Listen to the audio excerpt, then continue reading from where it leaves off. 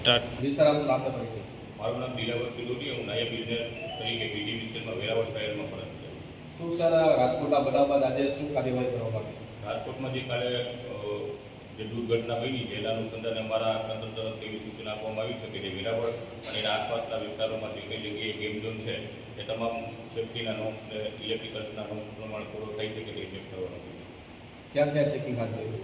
આજે એક વેરાવળ શહેરમાં આવેલ શક્તિગોળ અને અહીંયા સોમનાથ બાયપાસ ઉપર આવેલા સાચી જે ગેમ ઝોન છે એ બે જગ્યાએ અમે ચેકિંગ કર્યું છે. ક્યાંય સર ગેરરીતિ સામે આવી છે? હાલ તપાસ ચાલુ છે. રિપોર્ટ કર્યા પછી જરૂરી ઇન્સ્પેક્શન કરી અને રિપોર્ટ છે અમારી કચેરીમાં.